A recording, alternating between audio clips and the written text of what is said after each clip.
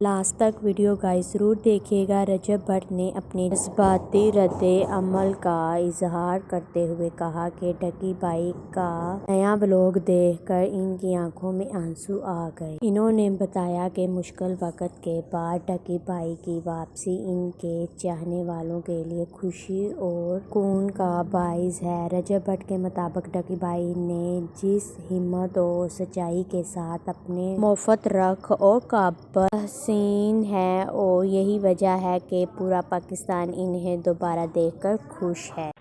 آج میں آپ سے صادر ایمان بن کے بات کروں گا، نہ کہ ڈکی بھائی۔ میں نہیں چاہتا کہ کوئی یہ سوچے کہ اس ویڈیو کا مقصد جو میرے پہ FIR ہوئی ہے اس کی کوئی جسٹیفیکیشن ہے۔ I am simply here to apologise. میرے کسی بھی کانٹینٹ سے اگر آج تک کوئی بھی نیگیٹیولی امپیکٹ ہوا ہے، میں اس چیز کے لیے معافی مانگتا ہوں۔ میری ہمیشہ سے صرف یہی انٹینشن رہی ہے کہ میں لوگوں کو انٹرٹین کرتا رہوں اور کچھ نہ کچھ جو ہے وہ میں نیا لاتا رہوں، لیکن میرے انجانے نہ انجانے میں اگر میرے سے کوئی کانٹینٹ کبھی ایسا پوسٹ ہوا ہے جس سے کوئی نیگیٹیولی امپیکٹ ہوا ہے یا کوئی پروموشن ایسی ہوئی ہے جس سے کوئی نیگیٹیولی امپیکٹ ہوا ہے، میں اس چیز کے لیے پورے قوم سے معافی مانگتا ہوں۔ Let the court handle. میں لیگلی اس میٹر کو اینڈ تک دیکھوں گا۔ میں کورٹس کے ساتھ پوری طرح کوآپریٹ کرنے کو ریڈی ہوں اور کر رہا ہوں۔ میں ادارے کے ساتھ پوری طرح کوآپریٹ کروں گا اور جو بھی جج صاحب میرے کیس کا فیصلہ لیں گے میں وہ قبول کروں گا۔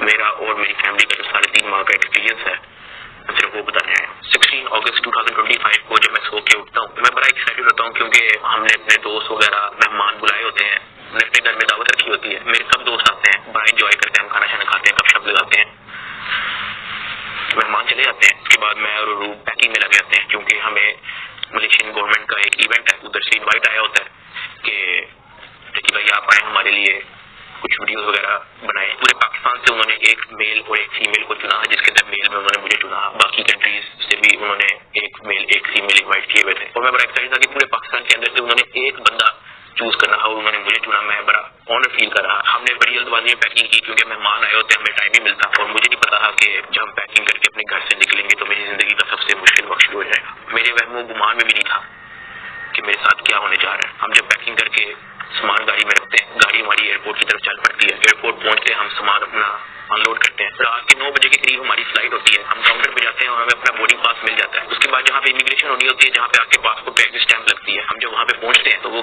میرے سے پوچھتے ہیں کہ آپ پہ کوئی FIR تو نہیں ہے؟ میں نے کہا نہیں۔ کہتا آپ کا سائبر کرائم میں کوئی ایشو ہے کیا؟ میں نے کہا نہیں۔ کہتے آپ ہمارے ساتھ آ جائیں۔ میں اور عروب ایک دوسرے کی طرف دیکھتے ہیں کہ یہ کیا ہو گیا۔ ہم کسی کو آن ٹائم زیادہ انفارم ہی نہیں کر پاتے ہیں۔ میں نے ضیاء کو صرف میسج کر دیا تھا کہ اس طرح سے ایشو ہو گیا تو شاید ہم فلائی نہ کر پائیں، تو آپ پلیز گاڑی جو ہے وہ ایئرپورٹ لے آؤ اور ہمیں یہاں سے پک کر لو۔ ہمیں لگا کہ شاید ہمیں بس صرف فلائی نہیں کرنے دیں گے اور ہم گھر جا سکیں گے۔ 5-10 منٹ کے بعد امیگریشن والے ہم سے ہمارے موبائل لے لیتے ہیں، کہتے ہیں کہ اس کو ایئرپلین موڈ پہ لگا دیں اور عروب کی طرف وہ اشارہ کرتے ہیں کہ اگر آپ جانا چاہ رہی ہیں ملیشیا تو آپ جا سکتی ہیں۔ عروب نے کہا نہیں، اگر ساتھ میرے ساتھ جا رہا ہے تو میں چلے جاتی ہوں ورنہ میں ادھر ہی ٹھیک ہوں۔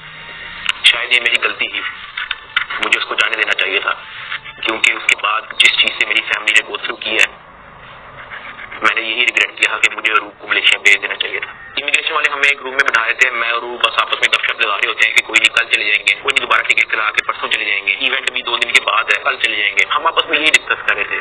بالکل میرے اندر اتنا سا بھی وہم و گمان نہیں تھا کہ اصل میں ایشو کیا۔ 1 گھنٹے کے بعد امیگریشن والے آتے ہیں، وہ کہتے ہیں کہ آج ہمارے ساتھ ایئرپورٹ کے باہر NCCI کی ٹیم آئی ہوتی ہے، مجھے وہ ہتھکڑی لگاتے ہیں، میری گاڑی میں بٹھا دیتے ہیں۔ عروب کہتی ہے کہ میں نے بھی ساتھ آنا ہے، میں نے اس کو کہا نہیں تم گھر چلی جاؤ، مجھے نہیں پتا کیا سین ہے، میں ہینڈل کر لوں۔ وہ گاڑی بھی چل پڑی تھی، گاڑی سیدھا چلی۔ گائز رجب بھٹ کا ولاگ دیکھ کر تو سب کو رلا دیا اور خود بھی بیچارہ رو رہا ہے۔ ڈکی کا یہ ولاگ دیکھ کر ساری دنیا ہرٹ ہو گئی ہے۔ سبھی ایکٹرس بول پڑے، سبھی نے اسٹیٹس لگایا اور بہت ہی دکھ کا اظہار کیا۔ تو گائز نیو اپڈیٹ لینے کے لیے جلدی سے چینل کو subscribe, like, share and comment کریں۔